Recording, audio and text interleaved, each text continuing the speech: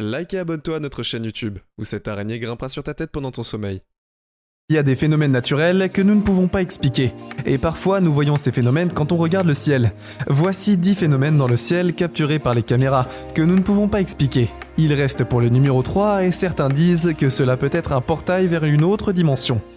Numéro 10, les nuages du Brésil. Il y a beaucoup de squelettes de choses effrayantes pour l'une. Les ghouls sont assez effrayantes aussi. Les vampires sont probablement les choses les plus effrayantes de tous les temps. Cependant, un ciel qui a du sang peut être beaucoup plus effrayant que toutes ces choses combinées. Et est-ce que certaines personnes au Brésil n'ouvraient nous composer avec nous? Ils ne savent pas l'année ou l'heure à laquelle cette vidéo a été enregistrée, mais nous savons qu'il a été fait le tour de l'internet, car certains des youtubeurs sont sortis pour dire que c'est faux. Parce qu'il y en avait eu une source de vidéo. Et bien que nous soyons d'accord, nous ne pouvons pas dire que c'est peut-être faux ou réel. Personne ne peut tout décider. Nous savons que si cela arrivait dans la vraie vie, nous avons certainement plus de questions que de réponses à ce sujet. Numéro 9. Sprites rouges. Si vous pensiez que les nuages rouges étaient effrayants, attendez de voir ce que les sprites rouges sont la chose effrayante. À propos de ces sprites, ils connaissent apparemment le ciel, dans des conditions normales. Au lieu de cela, ils montrent pendant des orages de cette façon. Ils sont capables de transporter une sensation inquiétante que la normale. Mais quels que sont ces spirites, ils vont aller de premier place bien. Ils sont une décharge électrique à grande échelle qui se produit au-dessus des nuages orageux ou des cumulonimbus donnants. S'élever à une gamme assez variée de formes visibles scintillant dans le ciel, ils sont généralement déclenchés par les décharges d'éclairs positifs dans un nuage d'orage, sous-jacents dans le sol qui disparaissent comme un éclair orange, rougeâtre lumineux et se produisent souvent en sous-jacent. Ils grimpent au-dessus de la troposphère, à une gamme d'altitude de 50 à 90 km. Il a fallu plus d'un siècle pour la première fois appris à récupérer une vidéo, et cela s'est produit en 1989. Ils étaient capturés par des scientifiques de l'université du Minnesota, et ils ont ensuite été capturés par d'autres équipes de recherche plusieurs fois. Certaines personnes se réfèrent parfois à tort aux sprites contre la foudre atmosphérique, mais cela est faux. C'est du plasma froid et des phénomènes qui n'ont pas les températures des radis chauds. Ils ont la quantité de la troposphérique d'Ondi et l'apparente donc davantage de décharges de tubes fluorescents qu'à des décharges de foudre. Donc si vous voyez un sprite pendant une tempête, n'ayez pas peur. Il n'y a pas de bataille d'ovnis dans le ciel, c'est juste une tempête. Numéro 8, la lune rouge. La lune est généralement pas rouge. Ça pourrait être blanc, gris, mais c'est souvent grisâtre. Mais c'est très certainement pas rouge. Parfois, elle a l'air rouge, et parfois cela est filmé. Comme dans cette vidéo. Il y a deux explications générales à la lune rouge. La première est que cela produit lorsque la lune traverse une éclipse lunaire totale. La lune teinte rougeâtre vous explique pourquoi ce fait est dû au bord de la rouge et l'ombre de la Terre qui se reflète sur la Terre. Mais cette explication, la seconde, est plus mythique et généralement rejetée par la communauté des scientifiques. La lune rouge est un symbole de malveillance dans le peuple impa du Combidi de l'Indie. Il croit que la coloration rouge foncée est un jaguar attaquant et mangeant la lune. C'est une chose intéressante à laquelle penser, mais tous les gens d'un coup n'étaient pas les seuls. Ils avaient leur propre définition de la lune de sang. La lune de sang rouge, les gens de l'ancienne Mésopotamie ont dit que l'éclipse lunaire était considérée comme une agression directe contre le roi, et en décapite probablement Raoult. Mais ayant consommé l'élixir, sa tête est restée tête rose, immortelle. Il chasse le soleil et la lune pour les dévorer en cherchant à se venger. Et s'il les attrape tous, nous avons une éclipse Raoult. Elle avale la lune et réapparaît de son cou coupé. Que pensez-vous? Qu'est-ce que vous croyez de ces explications scientifiques ou pas? Numéro 7. Piliers du soleil. C'est un phénomène que vous avez peut-être vu et quelquefois les piliers solaires sont des puits de lumière verticaux qui s'étendent vers le sol et le haut, à partir d'une source de lumière vive telle que le soleil ou une autre lumière vive faible à l'horizon. Ils peuvent mesurer de 5 à 10 degrés de hauteur et parfois même plus haut. Ils peuvent s'allonger ou s'éclaircir à mesure que vous les regardez. Mais plusieurs sources sont des piliers et ne sont pas seulement des événements naturels normaux, mais plutôt des preuves du faux. C'est faux. Pourtant, beaucoup de gens croient qu'ils sont des piliers solaires, mais les preuves du faux rayonnant et enlevant des gens. Ce serait une théorie folle si tant les gens ne croyaient pas alors que les pensez-vous. Et les soleils des piliers ne sont que des choses ordinaires. Pensez-vous qu'il existe des preuves d'extraterrestres ou pas? Numéro 6. Nuages asperges. En 2017, cette vidéo a été prise dans le Dakota du Nord. Il montre les nuages qui roulent et grondent dans une formation très étrange. Si vous n'avez pas vu quelque chose comme ça avant, vous avez probablement peur dans votre esprit, et c'est l'une des formations nuageuses les plus étranges que nous ayons vues. Les nuages roulaient dans le ciel alors que le soleil se couchait derrière.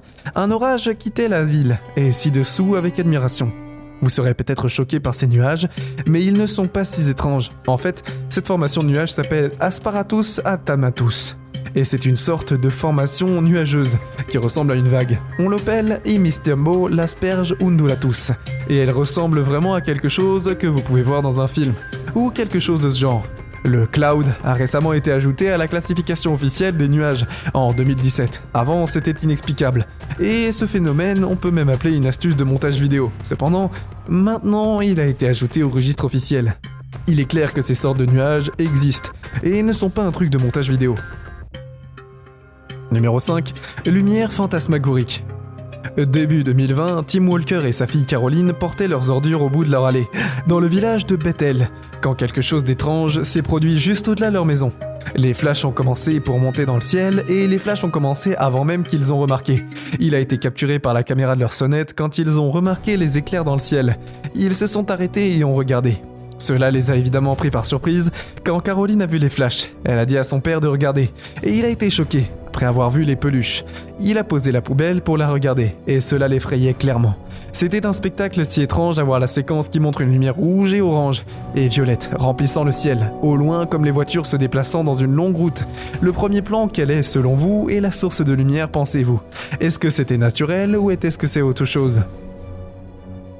Numéro 4. L'anneau des ténèbres. Cet anneau aurait été capturé par une écolière de 16 ans, avec son smartphone après avoir joué au tennis avec sa mère. Il a été rapporté que la bague est restée dans le ciel pendant environ 3 minutes, avant de disparaître. Et il y a été beaucoup de théories concernant les origines de la bague. Certains disent que la vidéo a été éditée, et qu'il s'agit d'une fausse vidéo. Cependant, d'autres disent que la vidéo semble assez authentique. La vidéo vacille donc. Ce look organique naturel, la bague a également l'air très météorologiquement étrange. Mais c'est peu probable, car il y a une autre raison. Aucune raison météorologique explique cela, et cela s'est produit il y a 1 an. Il n'a pas été proposé, alors qu'est-ce que c'est la réponse? Probablement un feu d'artifice. Peu de temps après la confirmation de la vidéo, le château de Warwick, il avait été testé des feux d'artifice, et donc ce n'étaient pas des extraterrestres. Numéro 3. Flash russe.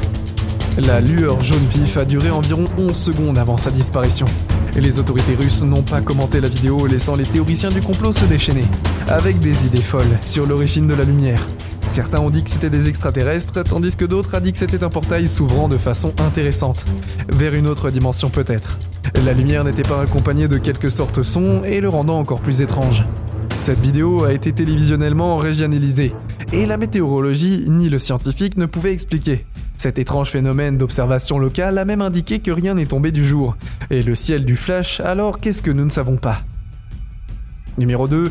La foudre en boule. C'est probablement le phénomène le plus déroutant de cette liste. Pourquoi bien la communauté scientifique reconnaît que cela arrive, mais ils ne savent pas comment ni pourquoi. Fondamentalement, c'est un phénomène inexpliqué décrit comme des objets sphériques luminescents, qui varient de poids à plusieurs mètres de diamètre. On dit qu'ils durent bien plus longtemps qu'éclairs, et certains disent même qu'ils ont tendance à exploser dans les airs, et à laisser une odeur de soufre derrière. Les expériences de laboratoire d'aujourd'hui ont produit des effets visuellement similaires au rapport de foudre en boule.